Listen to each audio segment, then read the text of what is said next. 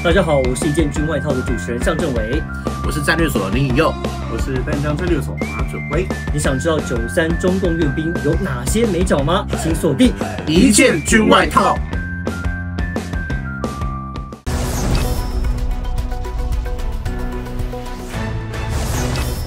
Hello， 大家好，欢迎收看《一件军外套》，每周跟您军事外交 talk， 我是常正维，今天要来带大家关心南海。大家印象应该还非常深刻，在8月中旬的时候呢，有2艘中国的船舰在追逐菲律宾海巡舰艇的过程当中，发生了严重的撞船事件。当时发生的经过是这样：一艘是中国海警船，一艘是中国军舰，他们在黄岩岛附近在驱逐跟追赶这个菲律宾海巡舰艇过程当中，那发生的海巡舰艇直直往前冲，结果中国军舰呢从旁边这个经过的时候，刚好直接撞上了他的舰首，结果导致这个中国海警船的舰首是整个撞烂，整个消失不见，也造成人员损伤。当时呢一度是在海上停留，无法动弹，引发了国际非常大的关注。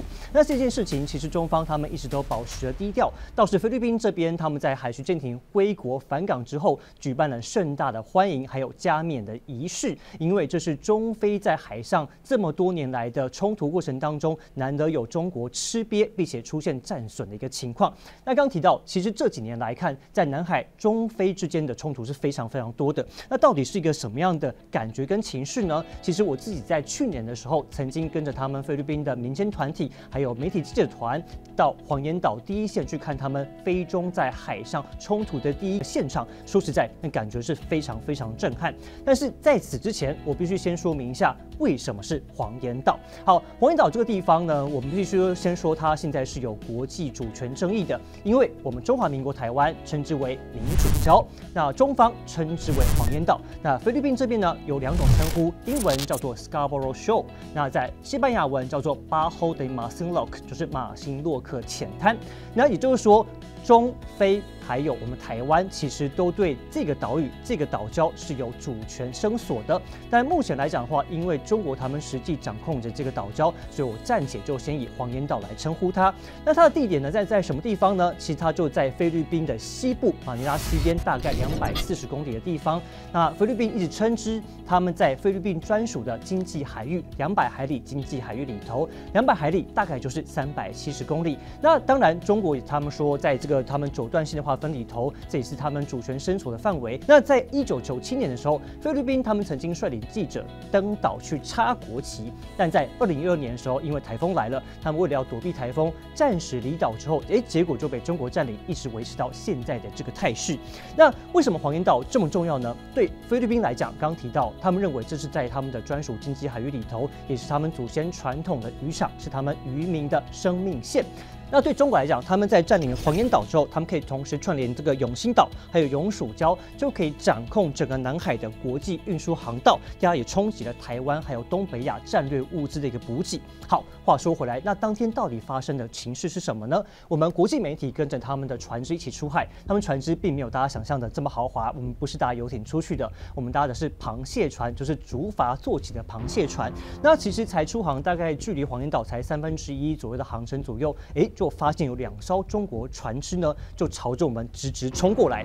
这个中国海警船呢，它是航行速度非常非常快，它冲过来的时候，你可以感觉到那种庞大的这种船身朝着你直扑而来的那种压迫感。那当时呢，它是绕到我们船的右方，然后拉到我们后面之后，在一个右满舵来到我们船只的左侧。那另外一艘呢，是在我们船只右侧，形成2面包夹的一个态势。而且不止如此，那种强烈的压迫感，是因为你可以很近很近的看到它那个船身中国海警简体字的这4个字样。除此之外，你可以清楚看到它船首呢，舰首这边有一个30毫米的舰炮，在舰尾有一个直升机甲板，你就知道它的武力其实是不凡的。当时菲律宾海巡署是立刻用无线电告诉我们说，赶快把那个救生衣给穿起来，因为只要一撞的话，这个船只肯定是留不住。那就算是他们用高压水柱冲你的话，这船只也可能会受到这个很强烈的波动，有可能会翻船，可能会翻覆，甚至有可能造成人员的损伤。伤，所以呢，当时态势其实是蛮危险的。那虽然说最后并没有发生很剧烈的冲突，但是你可以看到，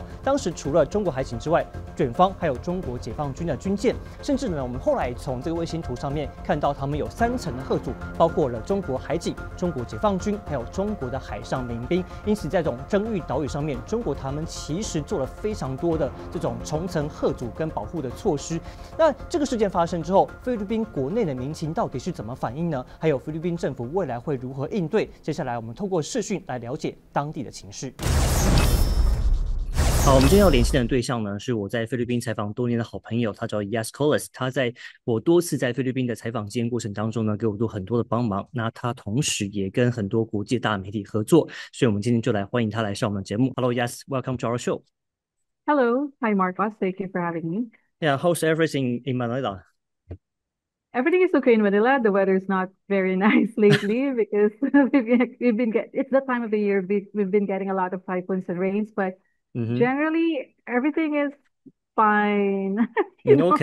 Okay, stay dry, don't get wet. Okay, and Yeah, I'm very curious about it. Incident like half months before, and I want to know what is the Filipinos' reaction after the incident on the sea happened, and what do you feel about the incidents? Okay, so we've been since the Philippine Coast Guard, or at least the Philippine government, has become more transparent when it comes to the incidents that take place in the, let's say, the West Philippine Sea or / South China Sea. Many Filipinos have been responding in a negative sense because they just don't like, or Filipinos do not like the idea of getting bullied. So many Filipinos are very aware of this. Many are appreciative that the Philippine Coast Guard have allowed media, both local and international, to at least report from the region, especially incidents. Now, about the incident that happened in August, particularly where there was like the dangerous maneuver between the Philippine Coast Guard ship and the ships from China. Generally, you can see online that Filipinos were not happy about it, but at the same time, they were relieved that the damage was not on the Philippine Coast Guard boat. Yep. You don't want to be, sour graping about this. Like, well, you get what you ask for, you get what you... But at the same time, we don't want this to happen in the first place. Generally, the atmosphere, or at least the opinion of the Filipino people when it comes to this dispute with China, is that the majority of Filipinos remain to be supportive of the government when it comes to its efforts in defending the Philippine sovereignty. So when there are incidents like this, Filipinos are very aware. But sometimes, or at least there's still a percentage of Filipinos who are not happy with how things are going, in a sense that they also do not support how the Philippines has been responding to this, which means that they don't want the Philippines to stand up for itself, if you know what I mean. I think this pretty much reflects the attitude from the previous administration, where it's more, well, let's say, friendlier to China, where it's more accommodating when it comes to the territorial incidents in the disputed region. And some Filipinos reflect that. But, I think it's really positive, or I'm really optimistic that despite the support for the previous administration, for the Dutertes, let's say, Filipinos remain steadfast when it comes to supporting the government's initiative in defending these territories. Okay, because I read the news. I saw there's a picture of there's a huge ceremony that welcoming the sailor back from the sea. And are you worried that the Chinese Coast Guard or the Chinese naval ship will do some more aggressive maneuvers in the future? I think they're already doing it anyway. But I think they will be more aggressive, resulting from what happened recently, because I think China must find a way to save its face. I think there's a report earlier, I'm not sure if it's today or yesterday, where the Philippine Navy has sighted more Chinese rubber boats that are making its moves near the highly disputed Ayungin Shoal or the second Thomas Shoal. I think they've been blocking the rotation and resupply missions of the Philippine forces for the grounded boat in the second Thomas Shoal. And with the recent reports that more Chinese trawler boats have been making an appearance and probably making some drills, I think it's a sign that we have to anticipate that China will be adapting more aggressive strategies on how it will block the Philippines initiatives when it comes to resupplying and rotating the grounded ship on second Thomas Shoal. Okay, so I want to know that what has the Philippine government prepared for the conflicts with China? I mean, the maybe more aggressive, like you mentioned, more aggressive maneuvers from China. And what has the government prepared, and what are they going to do, like to acquire more like advanced ships or weapons to equip the Philippine Coast Guards? So far, the Philippine government has been very active when it comes to filing diplomatic protests to the Chinese embassy. It's always the tool that the Philippines utilize in order to relay our stance that we are not allowing, or we are not happy with how things are developing in these relations, But at the same time, there is now a noticeable shift when it comes to the Philippines' security focus. For most of its history, the Philippines have been more focused on internal conflict. We have problems here at home, like, against rebels and all that. But now there is more, let's say, the focus has been widened to include external factors, which personally I find really sad, because all these years, all these decades, we only have our problems to take care of. And now we have to think of the external factors. And as a result, the Defense Secretary has been very open when it comes to the Philippines' potential acquisition of, I don't want to say weapons, but let's say supplies or equipment to defend itself. So now we have more, we are now also including external defense systems in the country, not just systems in terms of equipment, but also methodologies. Also, of course, we can also see it in the amount of alliances that we are forming militarily with other countries. Noticeably, we are having more and more military exercises, not just with the United States, but also this August, there's Australia, and recently there's Japan. And I think I would expect more countries to have military exercises with the Philippines. So how do you feel about the exercise with, the unconventional partners? Of course, personally, it's something that's very different from how things have been in the past. We are generally a peaceful nation. We like peace. We have our problems, but generally we want to fight for peace. So every country has the right to defend itself, its sovereignty. But then at the same time, if there is a way to minimize any conflict, we should do it as well. That's why the Philippine government have been approaching these incidents through diplomatic channels. The diplomatic channels are very active between the Philippines and, let's say, in terms of informing the Chinese embassy here in the Philippines when it comes to the incidents. But at the same time, we are not just sitting back and let things happen through the diplomatic channels. We have to also make sure that when things happen, at least we're prepared. And it's important for us to have these partnerships with other countries so that we will have the support should the time, well, I don't want to say should the time comes, because nobody wants anything to happen. Nobody wants that, but, I mean, it doesn't hurt to have at least the capacity to defend yourself. Okay, because because Taiwan and the Philippines we don't have a form of diplomatic ties, but I still want to know that because the Marcos administration has lifted some restriction from the Philippine official to visit Taiwan. So as far as you know, is there any cooperation or that we are going right now, or we are going to have that kind of cooperation in the future? I think so far the Philippines remain to recognize the one China policy. But I think what's important recently is that in terms of the cultural and economic cooperation with Taiwan, it is becoming stronger over time. It's an optimistic sign that the Philippine government has lifted the restrictions, I think, earlier this year.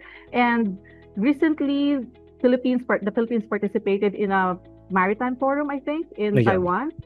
So I think it's also a sign that we're having partnerships with you're nearer to us, to be honest. Taiwan is very near. Yeah, just 1 hour flight. 2 hour flights. Yeah, 2 hour flight. And then when you think about Batanes, the northernmost islands in the Philippines, it's like a boat ride away, So Taiwan is probably one of, Taiwan is the nearest neighbor in the north. And it doesn't hurt for the Philippines to have partnerships or at least participation when it comes to events in Taiwan. I mean, when the Philippines sent officials, like the case of the spokesperson of the Philippine Coast Guard, Jay Tariela, he attended the Maritime Forum in Taiwan, that not only do we have this the right to defend itself, but we also have the right to show the world that this is happening. Okay. And we also want to see more like people-to-people connections, interactions in the future. And welcome to Taiwan anytime. Thank you. I'm looking forward to my next visit. I'll be here in Taipei waiting for you. Thank you so much, Yas. Thank you so much for to be our show. Thank you. Okay. Thank you. 好，听出来，其实南海的问题确实让菲中关系非常非常紧张，也恶化。那不只是官方之间，其实民间之间也出现了这样的情势。我印象非常深刻，我当时在一场菲律宾的记者会上面，他们出现了麦克风故障，这个没有声音的这个问题。结果我非常意外，现场所有人居然不约而同说，China made in China， 就是他们那种厌恶中国跟讨厌中国的那种情势是非常明显的，这让我印象非常深刻。那这件事情，这个冲突其实有一些事件让大家值得留意跟参考。第一个部分是，过去中国呢，他们一直炫耀说他们是以下水饺的方式来打造他们船舰跟海上的舰队，但是呢，他们这种快速造舰、大量而且便宜而且快速这种做法，他们很明显的，他们不是以军规，不是用军用的规格，而是用商用的规格来打造他们船舰，也因此他们的龙骨还有他们船身的耐受性，可能就没有想象中的这么强，也才会发生这一次他们中国海警船一撞上去之后，整个舰首就消失不见的一个情形，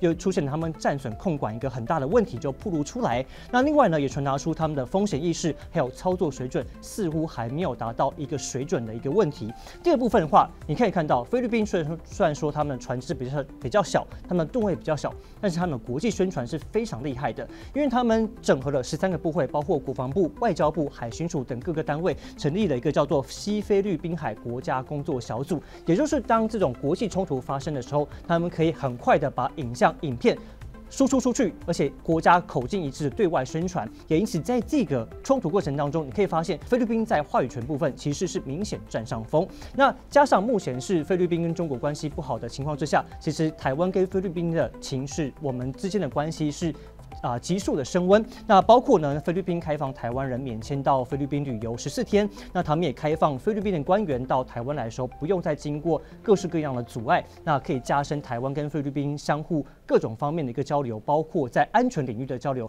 都比过去来的更加的深刻。好，但是我知道很多人会提到说，不要忘记广大兴号的事件。确实，在广大兴号这个事件发生之后，让很多台湾人对菲律宾留下了不好的印象，也留下了一些印记。那确实呢，我们在跟菲律宾交往的过程当中，你不要认为他因为跟中国不好，所以就跟台湾好，并不是因为这样而交朋友，而是我们有共同的理念跟价值。那我们也希望可以跟菲律宾在南海的部分找到一个共创双赢，还有互利互惠的一个方式，来跟菲律宾来有更深刻的一个互动。好，以上就是这一期的一件军外套，希望对大家都有帮助。那也特别提醒大家，我们已经有开了新的频道，不要忘记帮我们订阅、按赞跟分享。如果有任何问题的话，也欢迎在我们节目下方留言来告诉我们你的想法哦。那我们就下一期再见喽，拜拜。